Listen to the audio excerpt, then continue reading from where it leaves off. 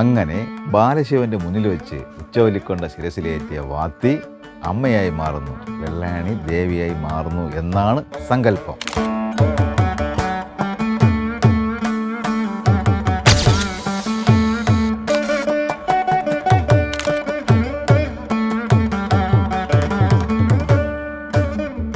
ഉച്ചവലിക്ക് മുമ്പ് കന്നിമൂലയിൽ ബാലശിവനെ പൂജിക്കേണ്ടതായിട്ടുണ്ട്.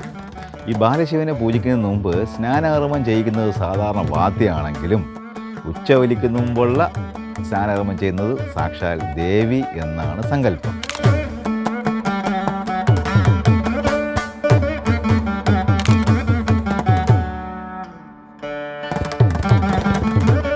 ഉച്ചവലി നടക്കുന്ന സമയത്ത് ദാരികൻ്റെ കിങ്കരന്മാർ ഉച്ചവലി തടസ്സപ്പെടുത്താൻ വരാറുണ്ട്.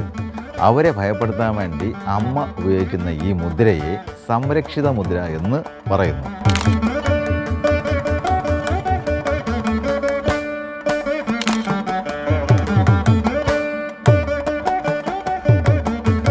ദാരിക നിഗ്രഹത്തിന് ശേഷം ദാരികൻ്റെ രക്തം പാനം ചെയ്തതിൻ്റെ അവശിഷ്ടമാണ് ഈ പാട്, ഈ അടയാളമെന്നും സങ്കല്പമുണ്ട്. നമോസ്തു ഭൈരവി.